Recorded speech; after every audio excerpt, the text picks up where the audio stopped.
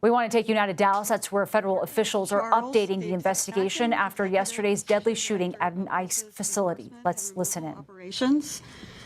We also have Josh Johnson, the acting field office director, ERO Operations, Dallas Field Office, Travis Pickard, special agent in charge of HSI Dallas, and Benny Mims, special agent in charge of ATF Dallas.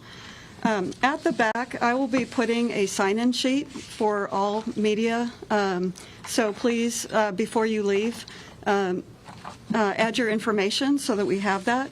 And following the remarks, we will have a brief period for questions and answers. Please remember to identify yourself and your media affiliation when you ask a question. And with that, I'll turn it over to Acting U.S. Attorney Nancy Larson. Good afternoon, everyone. Thank you for being here today. This is the third time in my short 4-month tenure as the acting United States Attorney for this district where we have suffered violent attacks and threats at ICE facilities. First, you'll recall July 4th, 2024, the violent attack on the Prairieland facility in Alvarado, Texas. The second occurred on August 25th, 2024, when Bratton Dean Wilkinson, who stands charged by federal complaint, pretended to have a bomb. He showed up at the ICE facility with a backpack and something that looked like a detonator on his wrist and threatened the facility. Third, of course, is yesterday's attack, September 24th, 2025, when the Dallas ICE facility was riddled with gunfire, costing the life of one detainee and injuring 2 other detainees critically. Initially, I want to commend the cooperation of the Dallas Police Department, the Dallas County Sheriff's Office, the FBI, the ATF, ICE, and HSI for their swift and decisive response to this crime. Members of these agencies quickly secured the scene and the evidence and worked tirelessly to determine any continuing threat. Due to their efforts, it did not take long to ascertain the identity of the shooter, who was deceased by a self-inflicted gunshot wound, and that he very likely acted alone. His name is Joshua Yan, 29, of Fairview, Texas. Let me just review a very brief summary of the timeline of yesterday's attack. We believe at some point around 3 o'clock in the morning that the suspect was seen driving on footage with a large ladder on his car. And we believe that that is what he used to position himself on top of the building. The shooting itself started at approximately 6:30 a.m. After the shooting started, Dallas Police Department arrived en masse, secured the scene. Law enforcement officers found the sniper dead. They found bullets on the rooftop, one of which was labeled with the words anti-ICE.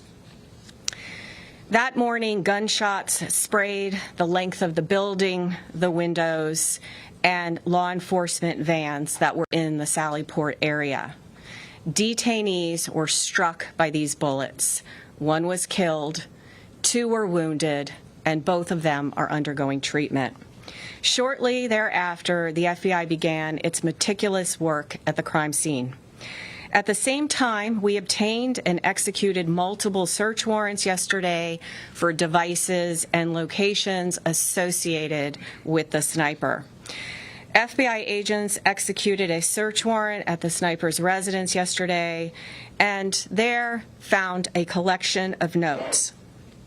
First, I want to point out that one of these notes or papers, the sniper explicitly states, "Yes, it was just me." That statement appears to be correct at this point in the investigation. Notably, these loose notes included a game plan of the attack and target areas at the facility.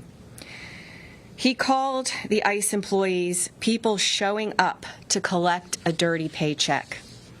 He wrote that he intended to maximize lethality against ICE personnel and to maximize property damage at the facility. He hoped to minimize any collateral damage or injury to the detainees and any other innocent people. It seems that he did not intend to kill the detainees or harm them. It's clear from these notes that he was targeting ICE agents and ICE personnel.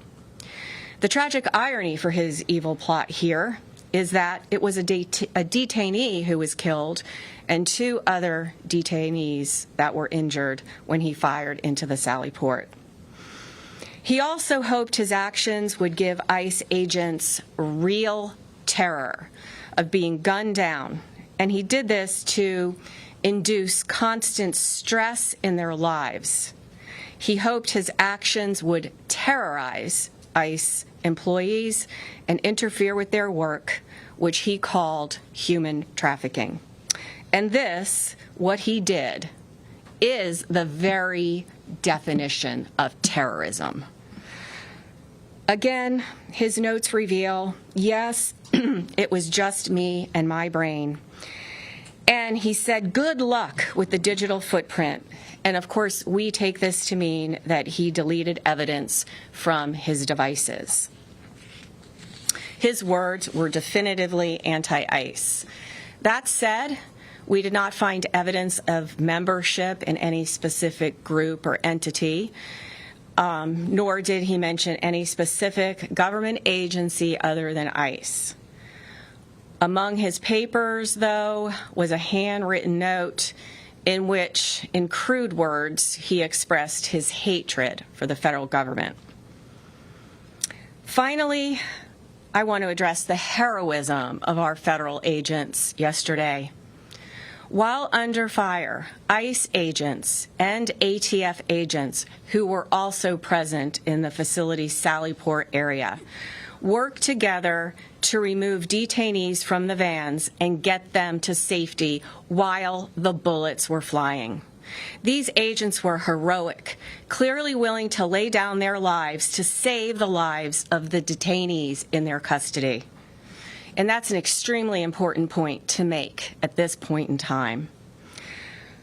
I want to express my deepest appreciation for the bravery of these law enforcement officers yesterday and every single day that they go out there to keep us safe.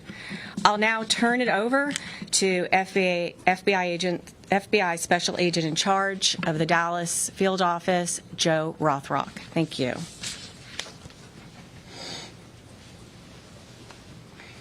Good afternoon. First, I'd like to start by thanking our acting United States Attorney, Nancy Larson, and her office for their support during this investigation. My name is Joe Rothrock, and I'm the Special Agent in Charge of the FBI's Dallas Field Office. Yesterday morning, Joshua Yan carried out a targeted, ambush-style attack on law enforcement. Today, I will provide you with some updates of what we've learned through our investigation to date, to include Yan's own words in his handwritten notes. Yan specifically intended to kill ICE agents. He fired at transport vehicles carrying ICE personnel, federal agents, and detainees. He also fired multiple shots into the windows of the office building where numerous ICE employees do their jobs every day. We now know that Yan engaged in significant high degree of pre-attack planning. He searched for information about the office building and how to track ICE agents' locations. Yan also acknowledged the potential for other casualties. He knew with a high likelihood ICE detainees would be transported that morning in the exact location where he was facing from his perch on a nearby rooftop. Yan's attack did in fact result in the tragic death of one detainee and the injury to 2 other detainees. We have been able to confirm that Yan legally obtained an 8mm bolt-action rifle he used in the shooting in August of this year. Based on our investigation to date, we believe Yan acted alone, but I'll stress our investigation continues. This attack, yet again, underscores the dangers that law enforcement face daily. We continue to see an increased threats against law enforcement. This is the second attack in recent months on ICE facilities here in North Texas.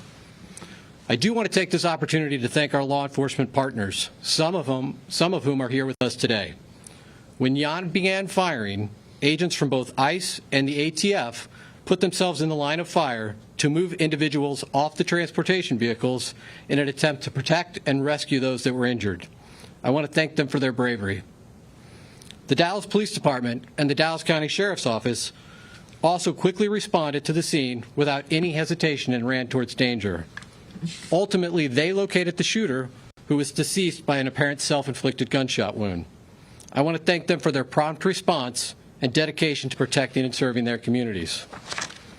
I also want to thank our partners that have assisted in this investigation, the Fairview Police Department, as well as our partners in Oklahoma, to include Bryant County Sheriff's Department, Durant Police Department, and Choctaw Nation Light Horse Police, as well as our personnel from San Antonio and Oklahoma City within the FBI that assisted. The FBI has dedicated its entire breadth of resources to ensure this investigation is completed thoroughly. The FBI stands with our law enforcement partners, and today we express that the attacks against law enforcement officers will not be tolerated.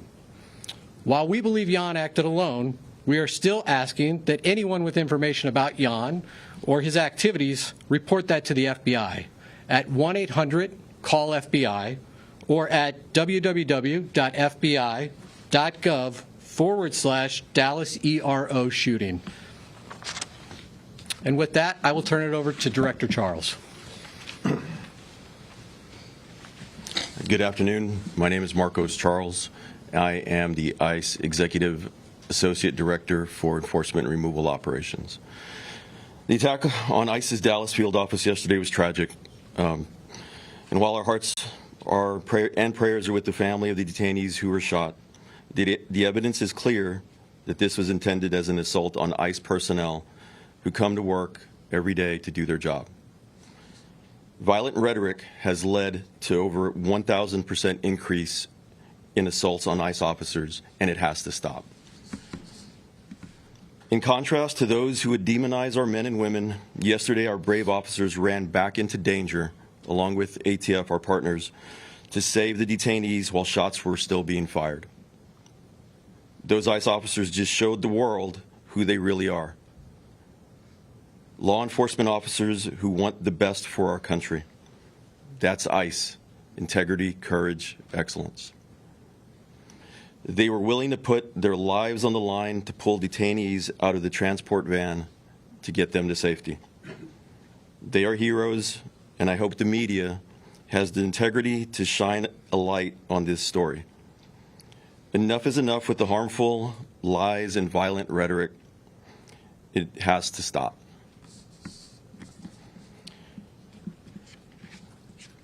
The shooter used the ICE tracking apps. Anyone who creates or distributes these apps that is designed to spot, track, and locate ICE officers are well aware of the dangers that they are exposing to law enforcement. It's a casting call to invite bad actors to attack law enforcement officers. It's no different than giving a hitman the location of their intended target, and this is exactly what we saw happen in Dallas yesterday. The media has been amplifying these apps even as we warned them it would only lead to more attacks on law enforcement. We truly wish we didn't have to say, "I told you so," but here we are. ICE continues to prioritize the safety and security of our personnel, detained aliens, and facilities. We will do everything possible to increase security to counter the increased wave of these lethal attacks. Again, we call on those who foment violence and vilify our law enforcement officers to cease the dangerous rhetoric. We also call on law-abiding Americans everywhere to report any suspicious activity. The individual that was out there yesterday shooting at our agents and our officers was trying to take the lives of law enforcement people doing their job. Instead, he killed a detainee and shot 2 others. That is something that's unacceptable. The rhetoric that's out there on social media, the rhetoric that is being said by some community leaders in other states needs to stop. There's been an increase in violence against ICE agents, not only in Texas and Dallas, but across the country in violent protests. Again, I ask everybody to just stop. Thank you. So we're going to open it up to questions now. So if you have a question, we'll direct it to the appropriate person. You're first up. Sean Murphy with the Associated Press. Can you tell an estimate of how many shots were fired and how he was able to get those off so quickly with the bolt action rifle? Yeah, so how I'll answer that at this point, again, I'll just remind you, this is an ongoing investigation. The ICE facility, the ICE office, really, it is a business office. This is where business is done on a daily basis by our partners at ICE. That is still an active crime scene. We still have personnel out there. As I mentioned earlier in my remarks, we brought in resources from San Antonio, Oklahoma City, obviously our own FBI resources here in Dallas, as well as folks from our lab, because we are going to do a thorough and exhaustive investigation and make sure that we have a full accounting of all the evidence that's at that scene. Again, those efforts are ongoing at this time. I'm going to go here real quick. Can you talk to us more about the detainees in the van? Were they transported to Alvarado, Texas, and what happened to them? So you're referring to detainees that were not injured? Correct. Yeah. And if you could give us an update on the ones that are injured, identities, nationalities. So I won't be providing any updates at this time on the identities of the detainees that were injured. ICE has a process from notifications to consulate and to next of kin. That process is ongoing, and so we'll defer to our ICE counterparts at some point to determine when it's the right time to release that information. The other detainees remain safe. They are victims as well of this violent crime, and they are people that we are actively interviewing as part of our investigation. Right here to the front. Matt Kyle, Dallas Morning News. Ms. Larson had referenced anti-government, anti-federal government statements that Mr. Yan had made. Is there any more information y'all can release about what exactly was in those writings? The clearest motivation for this attack are his own words. In his handwritten notes, he says, "I want to cause terror." He doesn't want to just impact the ICE agents and the law enforcement agents that were carrying out that mission yesterday. He wants to impact ICE agents and law enforcement across the country. Again, his words, cause terror for those employees across the country. Look over here. Shannon Miller with NBC DFW. Any indication how long the suspect had been planning this attack? Well, this is, again, as I referenced in my remarks, this is significant pre-planning, months in advance. We know that he obtained the firearm in August. We also know that he was looking at a number of DHS facilities, and he had downloaded that information. He was looking at the apps, as my counterpart mentioned, to see where ICE agents would be. So this was not something that just occurred yesterday. It came to a conclusion yesterday, but this is something months in the making. Priscilla Thompson with NBC Network News. From what we have heard, this person was not particularly political. Was there anything that you all have found in terms of an inciting incident that led him to commit this attack? Unfortunately, the challenge with these mass casualty incidents is people can be motivated to violence by any number of grievances. In this case, the clearest indication of motivation are his own words. He wanted to cause terror. He wanted to harm ICE personnel. Ma'am. The deceased shooter, did he have a relation with somebody who had been detained by ICE or mistreated by ICE for him to act this way? Again, the clearest motivations at this point are the harm he wanted to cause to ICE. We're not aware of any specific relationships he had with anybody in detention. But again, our investigation's ongoing. We're going to unturn every stone here. And so that continues. Sir. Omar Villafranca with CBS News. Secretary Noem has asked for increased security at ICE facilities across the country. Can you say what is going to be done to harden these facilities to protect agents and detainees? So I cannot say what will be done by our partners at DHS to harden their facilities. What I can say, and I can draw upon just our recent experiences here in North Texas, is we've seen attacks now, 2 ambush-style attacks, where law enforcement was the target of individuals who did significant pre-planning and coordination to set up law enforcement, again, in an ambush-style attack. Anything that they physically are going to do for these facilities since they're still operating to protect them? There's still no barrier up or anything like that at this facility. I would need to refer to my partners from ICE from that. Yeah. So currently, we're looking at hardening some of our facilities. Also, I don't want to give away any operational security as to how we're going to be doing that. But there are plans to harden some of our facilities back there. Robbie Owens, CBS News, Texas. Were the Yan family immigrants? Mr. Yan was not an immigrant.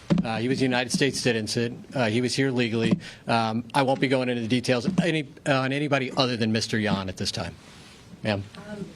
You talked a little bit about the ICE agents, or the agents that were there at the location that helped him when shots were beginning to fire.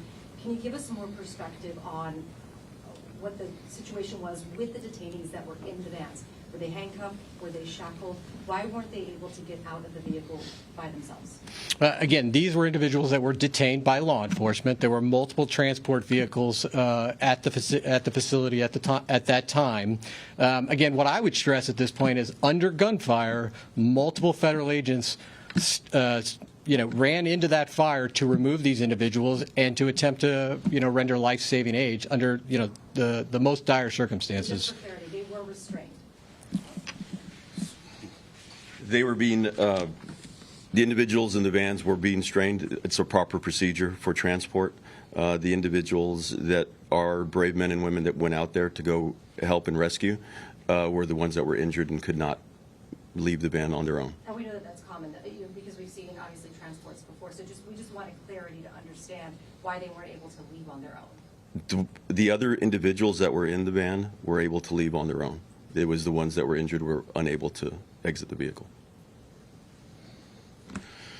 Sir, you. Yeah.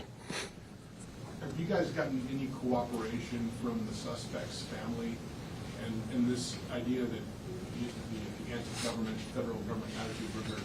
Have any family members expressed any signs that we knew that this was happening, or was this just all kept? Back to you, sir.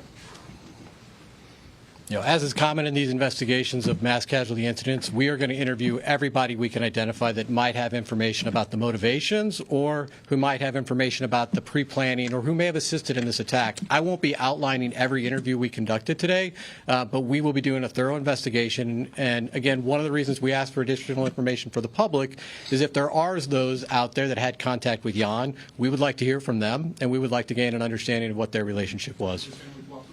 I won't be going into details about other aspects of the investigation. Luke Larry on WFAA.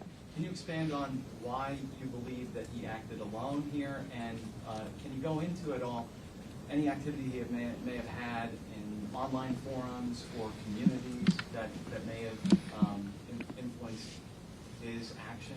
So again, the totality of our investigation includes interviews, canvassing areas, collecting surveillance video. We're certainly looking at his digital footprint online as well as digital devices. I'm not going to outline the details from every one of those. Again, his own words called out that he committed this act alone, and all the evidence we have to date would indicate that that's accurate. Alex with Fox 4 News. You mentioned that the ICE facility, I believe, is still an active crime scene. Can you talk about what will happen in the coming days with that facility? Are there detainees being held there? Have they all been taken away? Is it operational as an office? It is going to remain an active crime scene for some time. Again, we will be there as long as it takes to make sure that we've captured every piece of physical evidence. Emma Ruby with the Dallas Observer. You mentioned the one bullet that was found with kind of ideological writing on it. Have any of the bullets found around the scene have any writing on them, or is it just the one? Again, active crime scene. We're still collecting physical evidence. Jim Schultz with ABC News. Around the crime scene, when this car was actually being towed, there was some writings on that vehicle. Can you give us a sense about what those were and how they play into your investigation? So the vehicle was searched as part of our investigation. I don't have additional details to share with you now about any writings, but certainly if we have updates, we'll provide those in the future. Ma'am. Ashley Pillow with CNN. Y'all mentioned that he used a ladder to position himself. Did he use the ladder to get on top of the roof, or is that where he? Yeah, that's is that where his body was found? He was found on top of a neighboring roof. We believe he used the ladder to access that roof. Sir. With Fox News Channel, was suicide part of his plan all along, or was he cornered by law enforcement? His handwritten notes indicate that he did not expect to survive this event. Sir. Kevin Reese, WFAA. A personal question, if you would dare. Can you explain to people in this climate what it's like to be an ICE agent right now? As I had said, the ICE officers that are out there right now, you've seen them in multiple times on the news. they're out there doing their job with courage and honor. Yes, there is a heightened sense of security for everybody, not only at work, but for their families, for their loved ones, mainly because of the doxing that's going on and the violent rhetoric that people have been perpetrating. Mr. Charles, while you're up there, can I just follow up to that question and ask, of the agents that did respond on that day, or yesterday morning, can you tell us what they were wearing at the time? Because I know sometimes ICE agents do and don't have bulletproof gear on. Can you give us an idea of how they responded, what they had on them at the time? So they're wearing their normal gear, and it was not only ICE agents, it was ATF agents also that went out there and heroically came out and under fire went to rescue those individuals. Have you spoken to them? I have spoken to one of them so far, but I haven't spoken to the others. They're doing okay. All right, we have one more question about the immigration status for those individuals who were injured. What's their immigration status going to, is it going to change? Maybe perhaps even those who were in the van, ACU? The individuals that were in the van will be going through due process, and they'll go through the whole immigration proceeding. So I'm not going to go into what their status is currently. And those who were injured? Same thing. All right, folks, we have time for one more question. When Please tell us where the papers were found in Fairview, Oklahoma. that one's for you. So again, I'm not going to detail every aspect of the case. We did search his residence, and that is where we found the handwritten notes. And that's all the time we have for questions today. When we have more updates, we'll come back. All right, so we've been listening to authorities give an update on the investigation into yesterday's fatal shooting at an ICE facility in Dallas. One person was killed, 2 others injured at that shooting yesterday morning at this ICE facility. Much of the information that we just learned has been about the shooter. The FBI and U.S. Attorney saying at this point it appears he did act alone. They reached that conclusion from quite a bit of evidence, including a letter left behind that said, yes, it was just me. This is 29-year-old Joshua Yan, who died of a self-inflicted gunshot wound at the scene. And we're also understanding that Yan also left behind several writings expressing hatred for the federal government, particularly ICE. And they're saying that although it was the 3 people who were shot yesterday were all ICE detainees, the shooter had actually intended to target ICE agents, expressing his hatred of their work and wanting to cause terror, in their words there. We also understand that his motivation was to try to kill ICE agents as he was shooting indiscriminately, they say, into office buildings as well as into those transport vehicles. And this was yesterday morning, just as many people were arriving at that scene. We're going to have much more ahead, including from our correspondent, Omar Villafranca, who is on the scene and was in that press conference. In the meantime, we are going to take a quick break.